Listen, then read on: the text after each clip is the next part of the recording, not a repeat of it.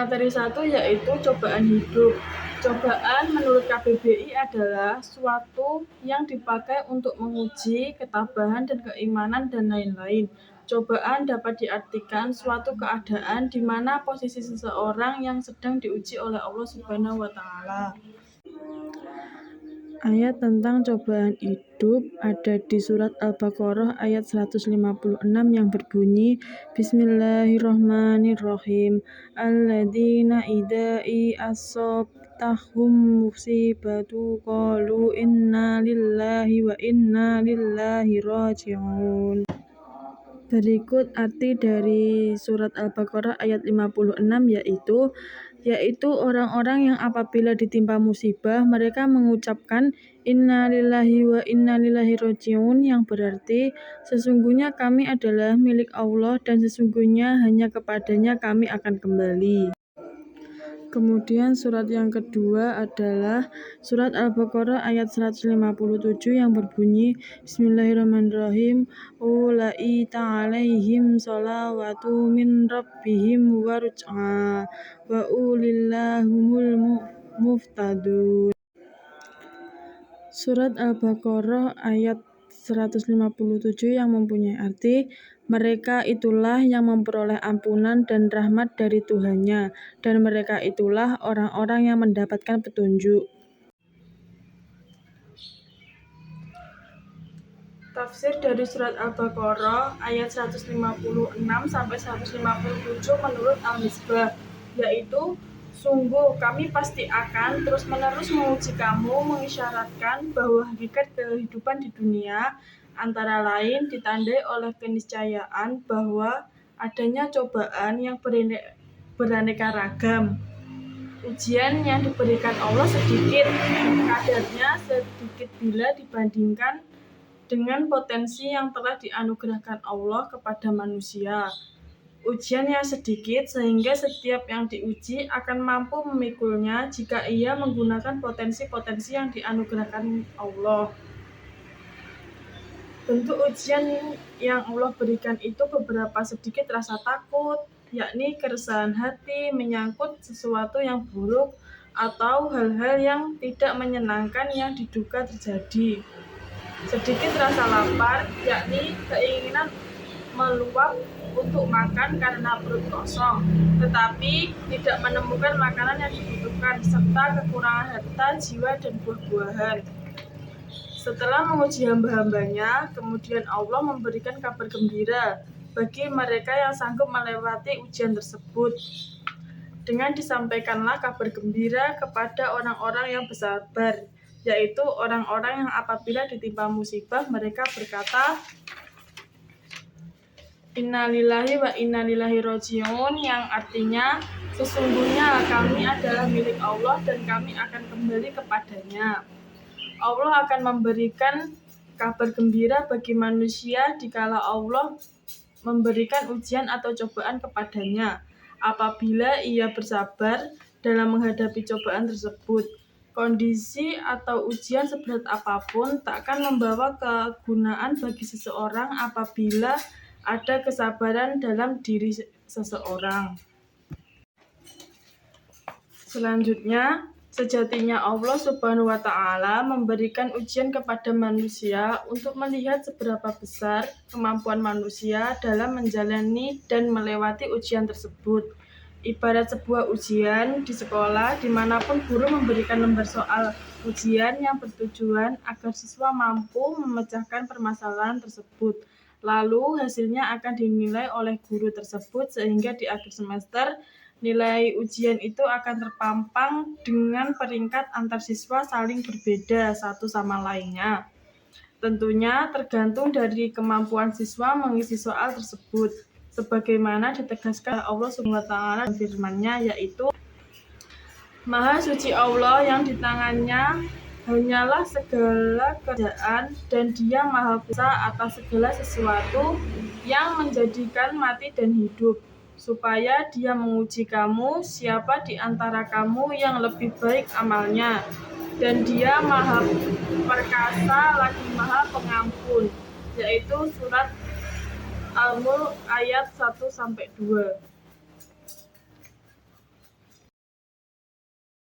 Tujuan bimbingan konseling Islam yakni memberikan penyandaran terhadap fitrah yang telah Allah Subhanahu wa Ta'ala karuniakan kepada setiap individu agar fitrah tersebut dapat berkembang dan berfungsi dengan baik, serta dapat membantu individu dalam mengaktualisasikan diri terhadap keimanan dalam kehidupan sehari-hari yang dapat dilihat melalui sabar dan ridho terhadap cobaan yang Allah titipkan, serta semua makhluk adalah milik Allah.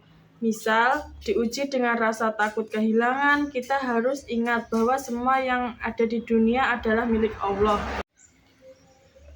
Yang kemudian, asas bimbingan konseling. Yang pertama,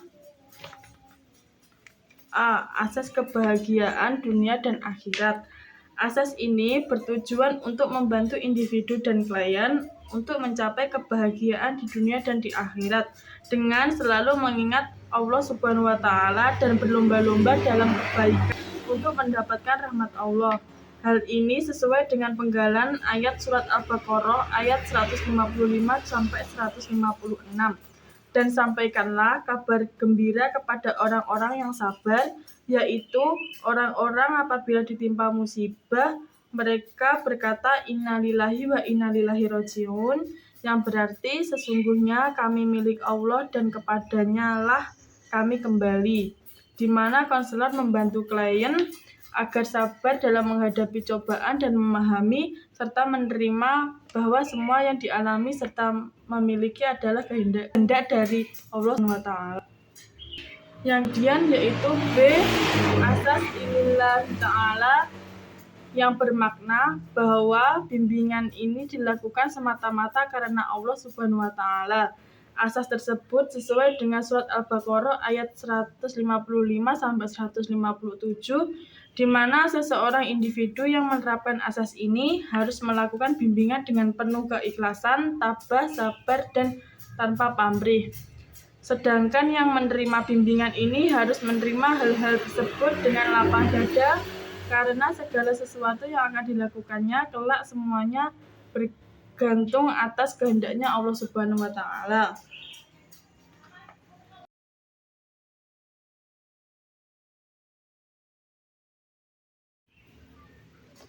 Materi yang kedua yaitu kasih sayang.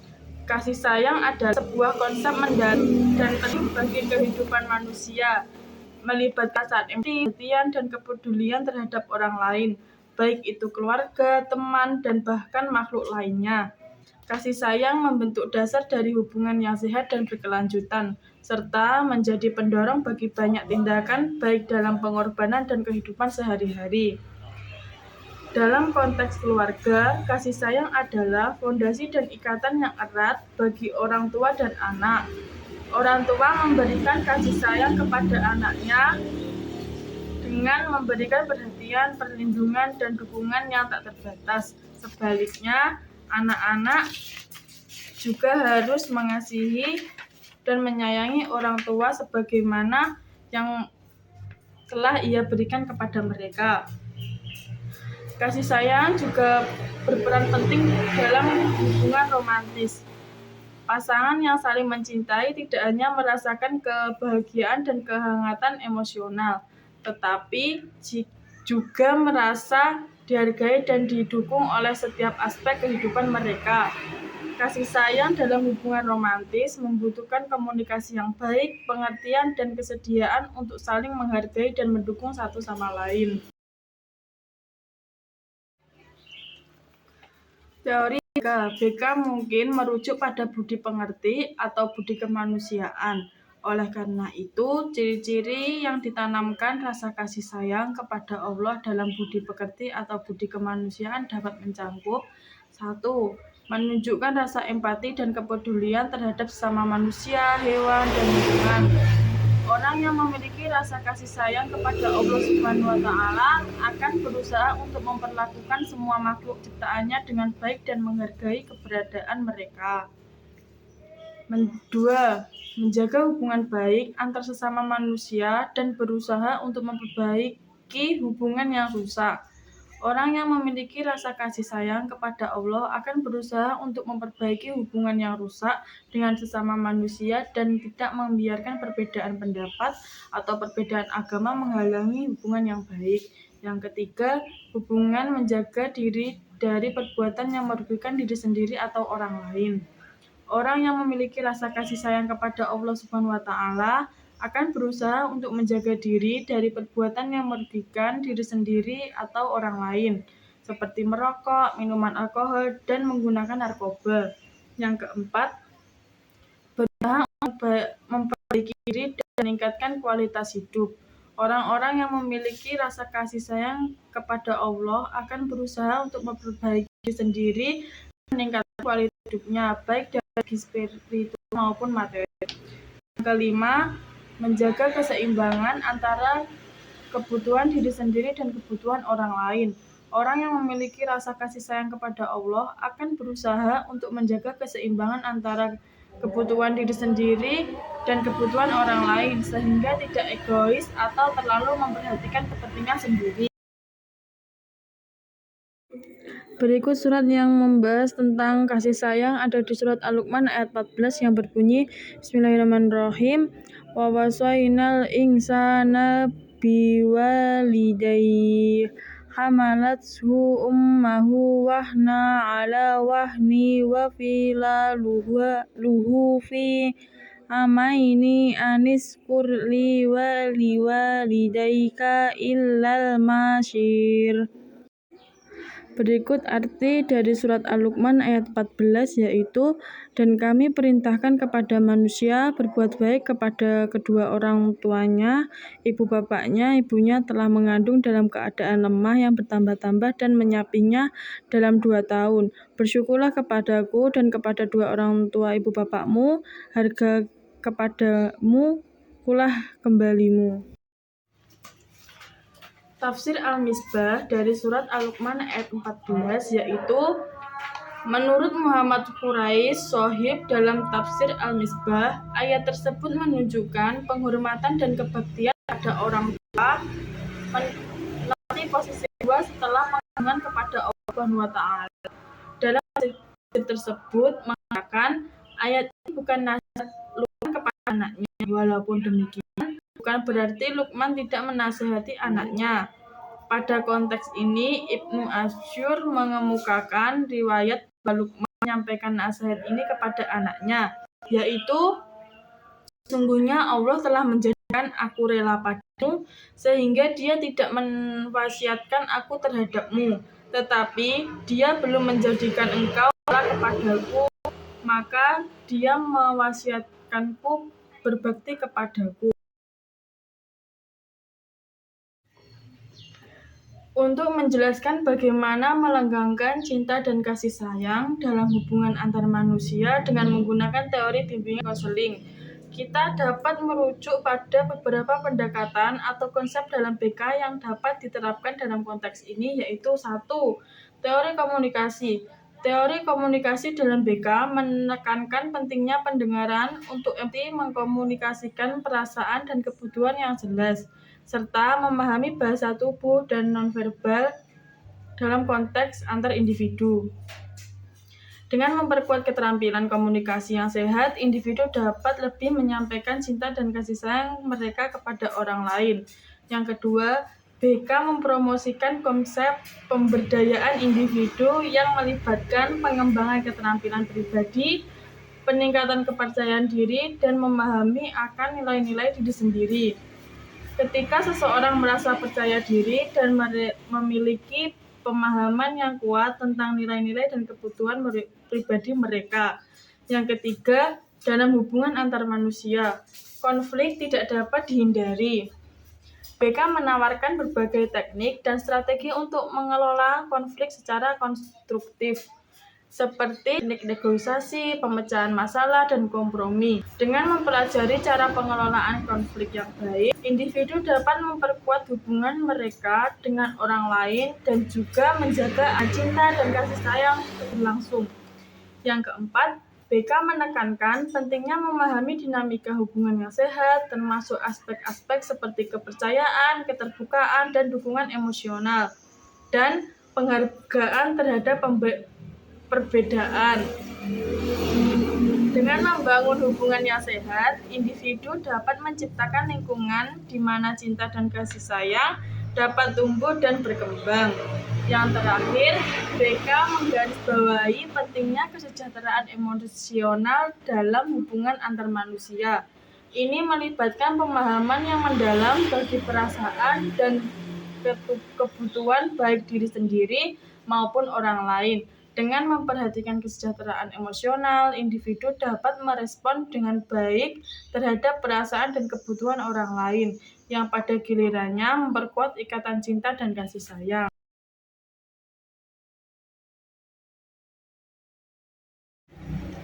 Selanjutnya, materi yang ketiga yaitu sosial kemasyarakatan. Secara umum, bimbingan konseling sosial adalah bagian dari bimbingan dan konseling yang diaplikasikan lebih umum, yaitu masyarakat atau sosial. Hal ini dimaksudkan untuk memudahkan dalam bidang garapan yang lebih luas lagi, sebagaimana telah diuraikan tentang pengertian bimbingan dan juga pengertian tentang konseling. Maka perlu ditegaskan pengertian tentang bimbingan dan konseling sosial. Hal ini diperlakukan untuk tidak menimbulkan kesalahpahaman dalam memaknai apa yang dimaksud dengan bimbingan konseling sosial. Bimbingan diartikan sebagai proses pemberian bantuan yang dilakukan oleh orang lain yang ahli kepada sesuatu orang atau beberapa orang individu, baik anak-anak, remaja, maupun orang dewasa, agar orang yang dibimbing dapat mengembangkan kemampuan diri sendiri dan mandiri dengan memanfaatkan kekuatan individu yang sarana yang ada sehingga dapat dikembangkan berdasarkan norma-norma yang berlaku di masyarakat. Konseling diartikan sebagai proses pemberian bantuan yang dilakukan melalui wawancara atau tatap muka oleh seseorang yang ahli. Dalam hal ini disebut dengan konselor. Kepada individu yang mengalami masalah, hal disebut dengan klien. Berikut Quran yang membahas tentang sosial kemasyarakatan ada di surat Al-Hujurat ayat 10 yang berbunyi Innamal mu'minuna ijwatu fa aslihu baina akhawakum wattaqullaha la'allakum turja'un. Arti dari surat Al-Hujurat ayat 10 yaitu orang-orang beriman itu sesungguhnya bersaudara.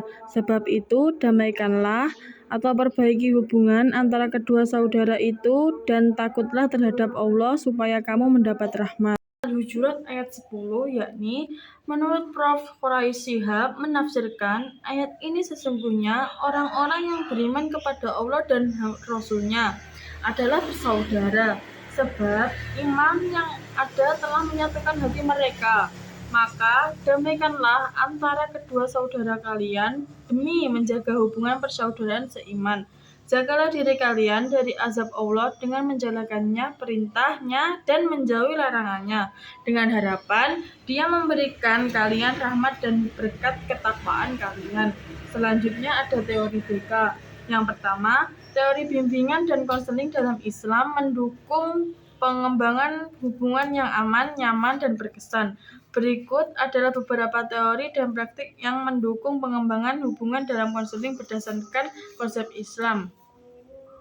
Teori bimbingan Islam yaitu teori adalah sesuatu usaha membantu individu dalam menanggulangi penyimpangan perkembangan fitrah beragama yang dimilikinya, sehingga ia dapat hidup selaras dengan ketentuan dan petunjuk dari Allah. Yang kedua, bimbingan konseling yaitu secara garis besar bertujuan agar individu dapat mencintai kebahagiaan dunia maupun di akhirat. Yang terakhir, bimbingan konseling Islam merupakan aktivitas pemberian nasihat, bimbingan, dan pelajaran kepada individu yang membutuhkannya. Quran yang membahas tentang sabar dan tawakal ada di surat Al-Imran ayat 200 yang berbunyi Bismillahirrahmanirrahim Ya ayyuhalladzina amanu sabiru wassabiru warabbitu wattaqullaha la'allakum tuflihun. Arti dari surat Quran Al-Imran ayat 200 yaitu, wahai orang-orang yang beriman, bersabarlah, kamu kuatkanlah kesabaranmu dan tetaplah bersiaga di perbatasan negerimu, dan tawakallah kepada Allah agar kamu beruntung. Itu sabar dan tawakal. Menurut Al-Misbah, Quran surat Al-Imran ayat 200 berisi perintah tentang bersabar dalam melaksanakan tugas-tugasnya, berjuang dan memerangi di jalan Allah, serta memikul petaka kamu dan kuatkanlah kesabaranmu. Di samping memerintah bersabar, juga memerintahkan sobiru, yakni bersabar menghadapi kesabaran orang lain.